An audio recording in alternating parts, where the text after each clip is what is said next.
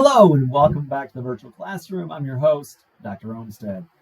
As you can see, today's topic is kind of a conclusion of classical age empires, Africa, and the Americas. Now, we are going to be talking about Africa and the Americas today. You may be thinking to yourself, well, why are we separating these civilizations from the rest of world history?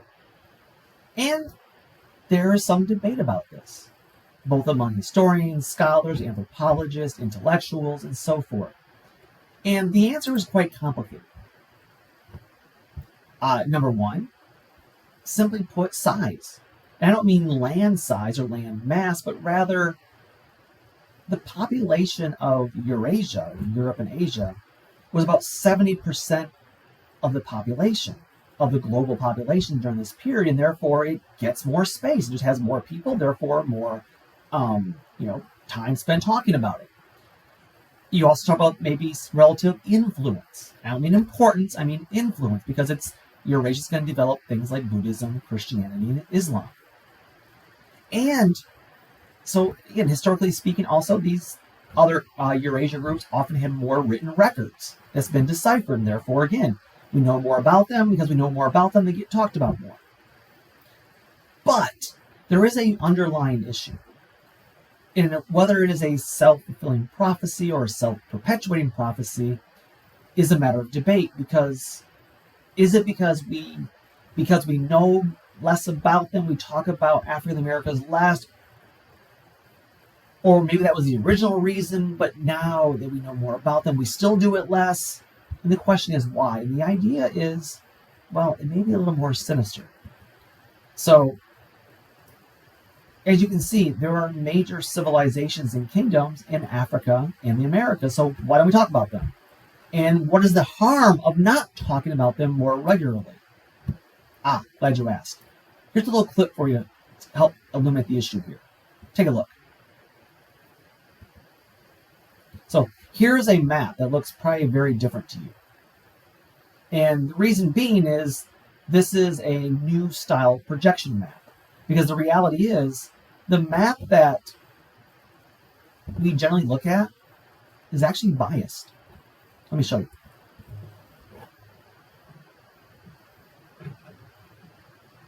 Hi, I'm sorry. Sorry to be late. No problem. CJ Craig. Of course you are. I'm Dr. John Fallow, Dr. Cynthia Sales, and Professor Donald Huke. Huke. Okay, and you are the Organization of Cartographers for Social Equality. Well, we're from the OCSE. We have many members. How many? 4,300 dues-paying members. What are the dues?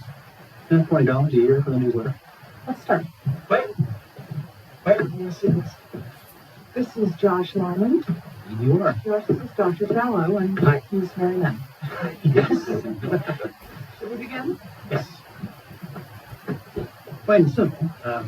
We'd like President Bartlett to aggressively support legislation that would make it mandatory for every public school in America to teach geography using the Peters projection map instead of the traditional Mercator. Give me $200 and it's done. Really? No. Why are we changing maps? Because, CJ, the Mercator projection has fostered European imperialist attitudes for centuries and created an ethnic bias against the Third World. Really? The German cartographer, Mercator, originally designed this map in 1569 as a navigational tool for European sailors. The map enlarges areas at the poles to create straight lines of constant bearing or geographic direction. So it makes it easier to cross an ocean. But it distorts the relative size of nations and continents. Are you saying the map is wrong? Oh dear, yes. Look at Greenland. Okay. Now look at Africa. Okay. The two land masses appear to be roughly the same size. Yeah. It'll blow your mind if I told you that Africa is in reality 14 times larger. Yes? Here we have Europe drawn considerably larger than South America. When it's 6.9 million square miles, South America is almost double the size of Europe's 3.8 million. Alaska appears 3 times as large as Mexico, and Mexico is larger by 0.1 million square miles. Germany appears in the middle of the map when it's in the northernmost quarter of the Earth. Wait. Relative size is one thing, but you're telling me that Germany isn't where we think it is? I think it's where you think it is. Where is it? I'm glad you asked.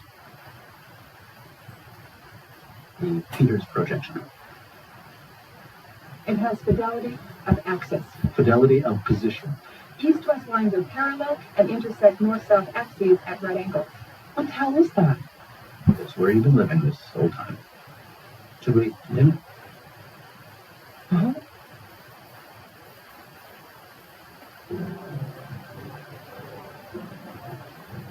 So, you're probably wondering what all this has to do with social equality. No, I'm wondering what France really is. Guys, we want to thank you very much for coming in. Hang on, we're going to finish this. Okay. What do maps have to do with social equality, you ask? She asked. Salvatore Napoli of the National Council for Social Studies argues, in our society we unconsciously equate size with importance and even power.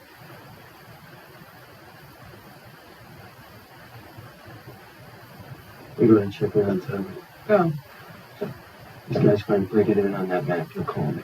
probably not. And third world countries are misrepresented. They're likely to be valued as. Unrecated maps exaggerate the importance of Western civilization. On the top of the map is given the northern hemisphere.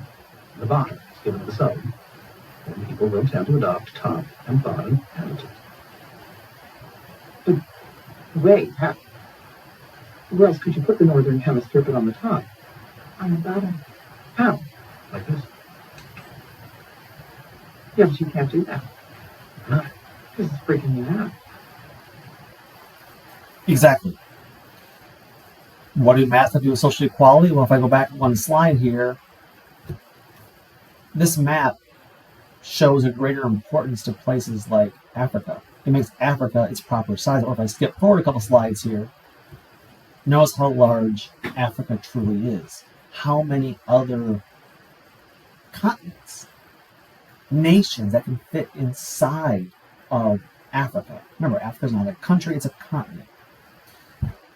The African continent is 3 times larger than the United States. And so when we focus just solely on Europe or Eurasia or western part of civilization, it creates an inherent bias, whether intentionally or unintentionally, that devalues other places. In this case, in this era, we would devalue both Africa and what is now the Americas. But yet at the same time, we understand that whether it was in Europe, Asia, Southeast Asia, Africa, the Americas, things were developing at relatively the same time in history, even if it wasn't at the same scale. So for instance, because America lacked suitable domesticated pack animals, well, okay, so they didn't do it. So they didn't have the wheel to pull a cart. But yet, Africa, prior to Europeans, had already domesticated sheep, goats, chickens, horses, and camels, which is what we'll talk about with the trans-Saharan trade. Metallurgy, however, was also a bit less developed in the Americas. Why? Well, there were fewer large civilizations, and people lived a little more nomadic, but it did not mean it did not exist. It simply means while there are fewer classical era civilizations, they still have them, and they're still valid, they're still important, and they should still be studied. Otherwise, we perpetuate myths and biases that should not exist. So, Africa, as I said, it's 3 times larger than the United States. It contains deserts, mountains, grasslands, rivers, valleys, rainforest. But because they had nearly no common cultural identity during the classical era and very few historical records, mostly historians rely on oral accounts that would pass word of mouth through generations. Instead, we are forced to learn about them through these oral traditions and artifacts left behind rather than written records, which are so more plentiful in places like China and in Europe. So topography. Well, they have 2 major deserts, the Sahara Desert in the north, which is the world's largest, and the Kalahari in the south. South of the Sahara, we have the Great Plateau, high flat area called the Sahel. It's covered by savannas and treeless grasslands. In East Africa, we have major highlands and mountains. We have Mount Kilimanjaro and Mount Kenya. In Central Africa, we have tropical rainforests. As a result of Africa's size and environmental variations, there are many separate cultures, societies, and civilizations that come and go throughout Africa's history. In fact, you could also argue that Africa is the most tropical of the world's supercontinents. However, because of its climate is so at times arid, it has somewhat poorer soil and less productive agriculture than other parts of Eurasia. And disease-carrying insects and parasites are going to produce long-term health problems. Africa is also shaped heavily by its interactions with Eurasia and Arabia. It facilitated trade, interaction, cultural diffusion. Northern Africa was a part of the Roman Empire, and Arabia became a source of the domesticated camel. But nonetheless, it is going to create a number of major civilizations, including number one, Nubia, or the Nubian civilization, which is known as Meroe, the major city of Meroe. They had close contact with the Egyptian empire we talked about previously, through trade, cultural diffusion, and even warfare. The tombs of the Nubian kings were found with gold, jewelry, and pottery from Egypt. Similar objects like eating utensils were found in both civilizations. And after the Egyptian kingdom fell apart, the city of Meroe became kind of the central defining feature of the major city along the Nile River. They had craft specialization. Also of note, their government, which was still an all-powerful monarch, was usually female. One of the few major civilizations that had matrilineal descent. The rural areas were a combination of both herding and farming, who paid tribute to the ruler. And rainfall, however, was mostly based on, farming was based on rainfall mostly, not irrigation. And therefore, the population was a little less concentrated because they didn't have the irrigation systems of the Egyptians. And also less direct control by the capital. But they gained wealth and military power by long-distance trading along the Nile, and then camel caravans both to the north and west. Now, they will flourish from about 300 BCE until 100 CE, so a good 400-year run. And as they decline, we believe due to deforestation and neighboring warfare with neighboring entities, including Axum. Located right along the Red Sea, this is the next major civilization to develop, or major kingdom to develop. It was very productive agricultural-based system with plow-based farming, made wheat, barley, millet, and turf. It was stimulated by both the Red Sea and Indian Ocean trade, became a major port town as we move into the larger trade networks, and the commerce taxes that were paid to use the port city were a major source of state revenue. They became a major player in the Indian Ocean trade that followed, we'll talk about later, including trading ivory, tortoiseshells, obsidian, rhinoceros, and even slaves. They were known for their great stone obelisks. They produced coinage to make buying and selling easier. There's the obelisk. They were also known for their royal grave markers. The obelisks were used as royal grave markers and as funeral monuments. As a result of the trade connections, it will absorb parts of Roman culture, including Christianity, that will be adopted in the 4th century CE by King Izana. This became a part known as Coptic Christianity that is still in the region, even to the present day. However, Axum begins to decline in the 600 CEs due to soil exhaustion, erosion, deforestation, and the rise and spread of Islam. But both Meroe and Axum paralleled Eurasian developments and had direct contact with Mediterranean civilizations and to the Indian Ocean trade. A second major region is in the Niger River Valley. This was a major urbanization along the Niger River between 300 BCE and 900 CE. This was a city-based civilization, almost like a city-state. They were a city-based society with its biggest city about 40,000 people. It doesn't appear to be a monarch or emperor. Instead, these were having their own individual kind of leadership, maybe even council or a city structure. The artisan communities became their own occupational caste. Skills and jobs were passed down to children like ironsmithing. And it was you're only allowed to marry within your own social guild group. This is very similar to other areas of the world, including Italy, places like Venice that would only allow you to marry within the glassblowing community. Their specialization was fishing, rice cultivation, and animal domestication. A third major group in Africa is the Bantu, or the Bantu migrations. Now, the Bantus are a people group or a language group. They originate around the region of modern-day Nigeria, and it is believed that population pressure is going to drive and force migrations as early as 2000 BCE. We also believe not only just population growth, but also deforestation or desertification. People left West Africa to seek less populated areas to start over.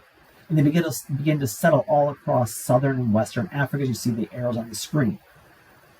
They spread very slowly, south and east, moving south of the equator. Now, over time, the people begin to diverge culturally and linguistically, but all retain a sense of that Bantu language. Though in the end, some 500 Bantu-like languages will develop. Again, these are distinct, but also related languages. The people bring their culture and knowledge as they migrate, as they become the dominant force south of the Sahara. They were able to displace, absorb, or eliminate hunter-gatherer societies that they encountered as they moved south and west. They brought their agricultural techniques and had a very productive economy that could sustain a large number of people, a large population in a small area. They became divided into 100 of ethnic groups, as you see on the right of the screen. Now again, these societies did not rely on elaborate bureaucracies, but rather they grew through family and kinship groups. They often relied on a village council that usually consisted of male family heads. The chief of the village was usually a prominent family head. And a group of villages would form a district, and the village chiefs would negotiate inter-village affairs and even arrange marriages. However, these chiefdoms, as the population would grow, it would increase, it would strain resources and thus increase conflict, and could also lead to war with neighboring villages and people groups. By about 1000 CE, powerful chiefs begin to erode these kinship networks and impose authoritarian regimes. And some chiefs would even go on to conquer their neighbors, forming larger kind of conglomerate societies. One of these was the village of, or the Kingdom of Congo. You see in the top left of your screen.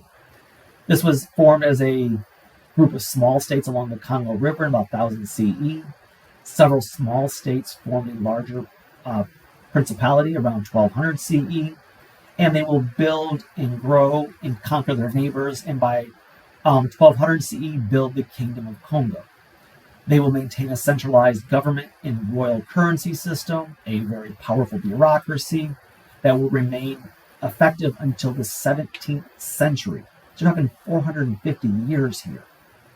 They will also become one of the kingdoms to make first contact with Portuguese traders as the age of exploration begins. They will also, both the Bantu migration and the Kingdom of Congo, will produce iron in around the 7th and 6th century BCEs.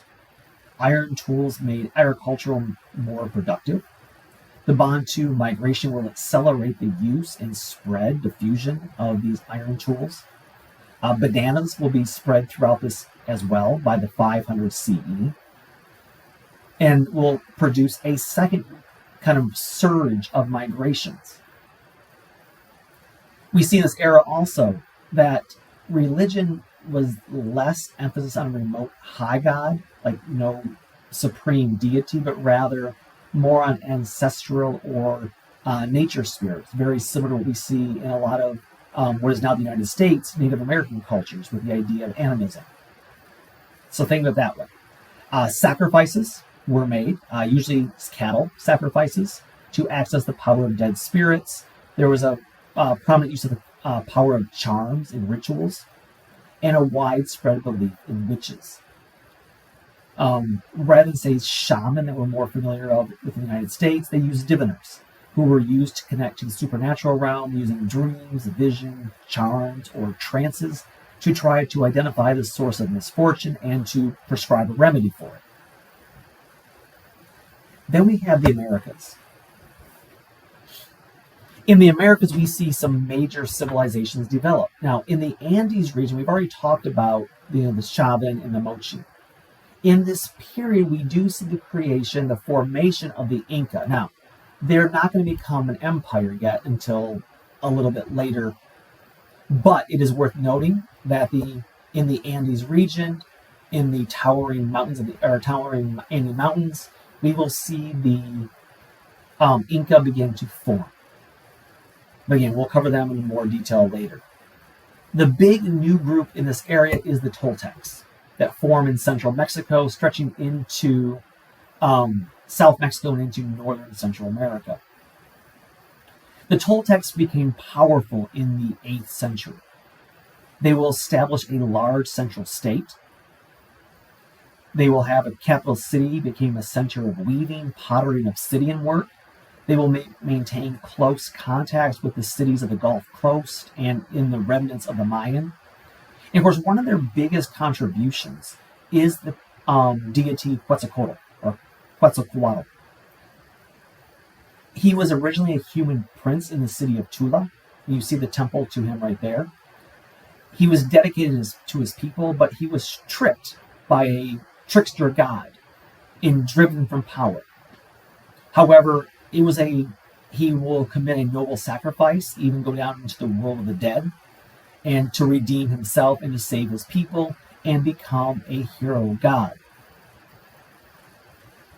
And again, this becomes a very common feature in society, but Quetzalcoatl will also become known as the plumed serpent in the afterlife.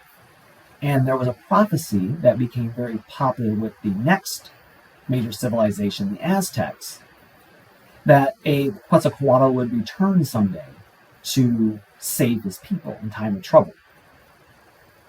Again, it's the idea, very similar to the messianic ideas of Jesus will return one day to save his people. Now, the city of Tula, and you see the ruins there on the screen, became this major cultural hub that will exchange goods with both, is now the United States, and south into Central America, the Maya, and then some into South America. By 1125 CE, we begin to see civil strife at Tula. There is a nomadic incursion, and by the end of the 1100s, the Toltec Empire has disintegrated and will be later replaced by the Aztecs, but that again, that'll be for a later lecture. But in the north, and again, if I was in class with you right now, I would show you this video. It's fairly lengthy, so I'm not going to show it to you on this pre-recorded version, but I highly suggest look up the tale of Quetzalcoatl, the legend of the plumed serpent, because as we're going to see in a moment, this is a trend throughout history across time and space that the religion of the Mesoamericans was no real different than Christianity or fables of Europe or places of Egypt or places of China and Southeast Asia. But to the north of them, there was tremendous diversity in the north. Yes, we're going to have diversity among what is now Native Americans of the United States, including diversity of longhouses, wigwams, teepees, and pueblos. These were known as semi-sedentary people. They would move occasionally. So they were known as semi-sedentary. They would move once or twice a year, unless you're up in the northeast where it's bitter cold. you would largely stay in one place in these longhouses. But what I want to get to here is, despite this fact that there was some diversity in what is now the United States, more importantly, there were major civilizations. On the right of the screen right now, you see a map that has a bunch of red dots on it. These were called mound societies. Those red dots represent every area that archaeologists have discovered that where Native Americans had built these mound societies. Think of mounds as being like ancient temples. Oh, here you go. Here's one major one in what is modern-day St. Louis. These mound builders east of the Mississippi, they didn't build like the Great Pyramids. They didn't build the stone pyramid that you see in Mesoamerica or Egypt or places like, Europe. They built out of dirt and, earth. They would build these huge temple mounds. And the idea of these was these became their center of their cultural center of both their religion and their centralized bureaucracy. The most famous of which is in modern-day St. Louis, Missouri, just outside St. Louis, Missouri, called Cahokia. Cahokia flourished between 900 and 1250 CE. Somewhere between 20 and 40,000 people lived there. They peaked around 1100 CE. There were burial sites that reveal different social classes and the trade goods I will talk about in another lecture, that they found trade goods in Missouri from Florida and Mexico and Montana. They believe that they use a terrace system for farming, including building, or most likely corn. And they will have a very stratified class system. Now, we know less about them because they didn't have written records, and by the time the Europeans arrived, they had disbanded, we believe, because of warfare and most likely famine, not enough food to support the people. And so the people spread out and broke off into various smaller tribes. In the Southwest, we see two major civilizations developed, known as the Anasazi, that both had their peak at Chaco Canyon and Mesa Verde around 1100 CE, the same time as the Cahokians. These groups are going to build these huge cities or villages and towns that they use what's called apartment-style building made of adobe, using the hard clay that can be used by baking, sand and mud in the hot sun in the Southwest. And they would build it under mountain clefts for protection, and both from invaders and from the sun. Chaco Canyon will have as many as 500 rooms, housing more than, somewhere around 7,000 to 8,000 people. But again, much like Cahokia, by 1200 CE, these areas are abandoned. Again, we believe as deforestation, desertification took over in the American Southwest and led to lack of food, and they began to break off into smaller groups and became the ancestors of the more modern-day Pueblo Indians. Now, I want to end with this today. And there's the idea of tricksters. And again, I'm not going to play this video for you. It is a fairly lengthy video. It's crash course mythology. I highly encourage you to go check this out. And the reason I would choose in class, and I want to bring it up, is it seems like almost every major religion has a trickster. Now, the idea of this is that you want the hero of your story, the hero of your religion, the hero of your people to have a good story. And on the one hand, to have a good hero, you need a good villain. Well, the problem is, if the villain defeats the hero, then your hero may not be that great after all. But having a trickster character allows the hero to be well-meaning, to be good, to be heroic, but also to be deceived. And for that to be the cause of your society's problems or random occurrences of problems. So rather than simply saying, well, God's mad at us, God's wrath has come upon us, or the devil did it, instead, a trickster. And it also that way allows for redemption. In seemingly almost every major belief system has a trickster character. Again, please check out this video on tricksters. It includes a very prominent feature in this video of, again, it's Crash Course Mythology, subtitled Tricksters. And in Native American society, there was the idea of a coyote or a wolf character. And that video I just have on screen will talk about the coyote and wolf in Native American traditions. But look at my screen right now. In African traditions, there was the character of Brer Rabbit, who would be coming to see. And of course, that was popularized in a Disney movie that's now been banned, Song of the South. In European traditions, the idea of a trickster, a fairy, that would come and deceive, also in German tradition. Also in German tradition, the Pied Piper, who would play his pipe and lead children to a cave and imprison them. Of course, in Norse tradition, the character Loki. He was a trickster. Of course, if you watched Moana in Polynesian tradition, Maui is a real Polynesian demigod. And in the opening scenes of Moana, Grandma Tala says he's a trickster, the wind and sea. In Irish tradition, behind my picture of me right now, is a leprechaun. Again, a trickster character. And of course, even within Christian traditions, in Judaism tradition, the serpent.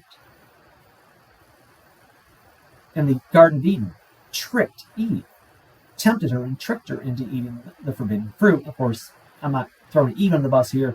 As the Bible says, she did turn and give to Adam, who was standing right next to her, apparently. So they were both deceived. But again, tricked by the serpent, deceived. Also prominent among these is the idea of a demigod, part God, part man. And I know it'll offend some Christians out there, but that's what Jesus was. Jesus was, all man, but all God, or part man, part God, depending on your belief system of it. Maui was part man, part God, a demigod. We talked about earlier about the Epic of Gilgamesh. Gilgamesh was 2/3 God, 1/3 man. Quetzalcoatl. If you watched that video on Quetzalcoatl I showed you earlier, he's part man, part God. This is a very recurring theme. I say all this to understand that whether you're in the Americas, whether you're in Africa, or whether you are in, Eurasia, the idea of similar belief systems, whether it's a trickster, whether it's a demigod, whether it's a great flood story, all these things have overlap. In places like Africa and the Americas should not be excluded or looked down upon, because in reality, they grow almost simultaneously as their Eurasian counterparts, even if their population is not nearly as great. And as we're going to see later in the next lecture about trade networks, there's also great trade networks in the Americas, similar to their counterparts in Afro-Eurasia. So, with that said, until next time, take care, and bye-bye.